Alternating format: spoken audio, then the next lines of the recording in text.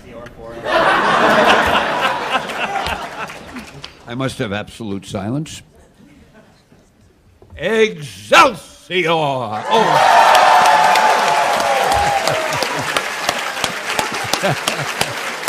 Someday I'll find out what that means. I'm gonna be honest. I struggled, trying to start this video a few times because I had these things I want to say, and honestly, I don't know. I just want to get across the feeling that Stan Lee was definitely larger than life person. If you ever seen like video clips of him at any like Comic Cons and whatnot, you always get this. You feel this special like aura around him as people come up, they listen to what he has to say. He has this great just interaction with everyone. He's just this guy with such this just entire positivity surrounding him, and honestly, it's like we knew that he was getting up there in age. Like the man died at 95, which is a long life. Like my God, it's kind of amazing that he's lived that long. And honestly, if I would like it for some of my favorite like celebrities. Like of course Stan Lee, Patrick Stewart. I wish they could just live forever, but we know they're definitely not going to live forever. And it's kind of it's that feeling of like, yeah, everyone has their own time to go. And although it's sad, I feel it's more important to just look back, right? Because there was some stuff about Stan Lee, especially recently with his daughter, and how like much under like pressure and stress Stan Lee's been through. Not to mention the loss of his wife just like last year. There's a lot of that which I just feel I'm not sure how to say. I'm just feel like it's more important to celebrate his life than look on the few negatives that plagued the last bit. So I just want to talk about just my thoughts on this legend, Stan the Man, his catchphrase Excelsior, which I use of course at the beginning.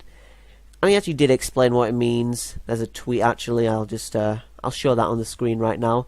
That's what it means. Excelsior. Uses that a lot.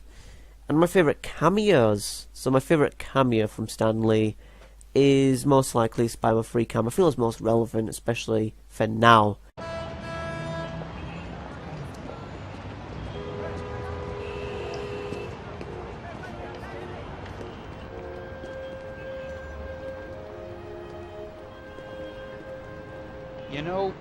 I guess one person can make a difference. Enough said. My God, just love the man.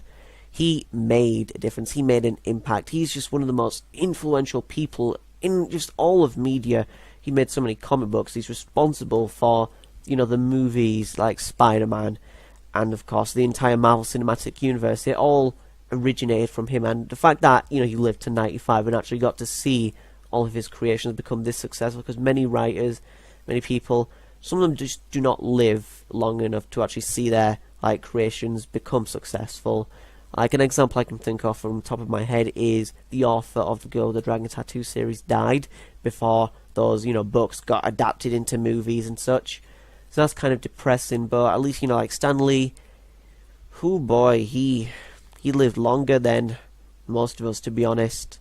My God, is that a long life. To me, Stan Lee's always been that cool, comic book grandpa, as he's always given off that feel of just someone, like an elder, you can just look up to.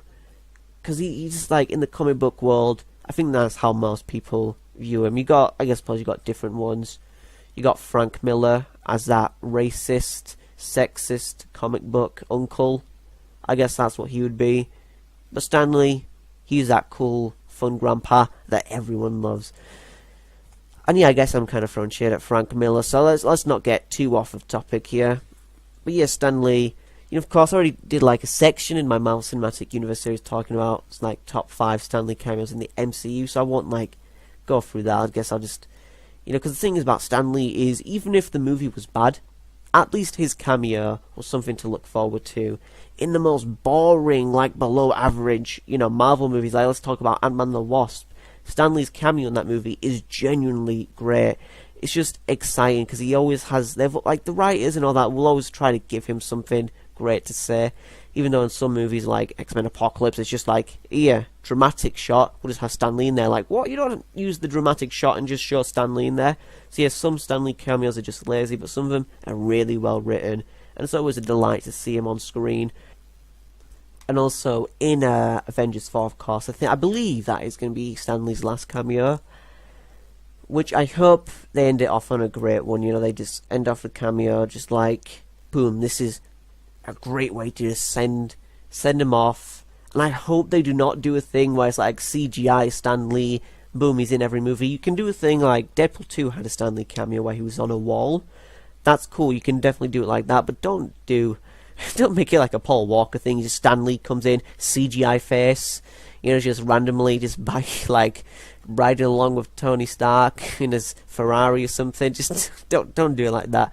But definitely, like, you know, for I think Avengers in, you know, for just last should be the last time Stan Lee gets like a physical cameo. I'd probably say, like, of course, after that you can just like work around it, do like a Deadpool 2 kind of thing. Just don't do like a CGI Stan Lee. So I hope it's a good one to end off because that's already like finished filming. So at least, you know, it's a good thing that it's kind of fitting that, you know, the last Avengers like movie, the one with all, you know, the old cast and all that, is kind of fitting. That's like an end of an era, you know. So, whoosh, it's gonna be quite an emotional one. But yeah, anyway, yeah, I'll just end it off here.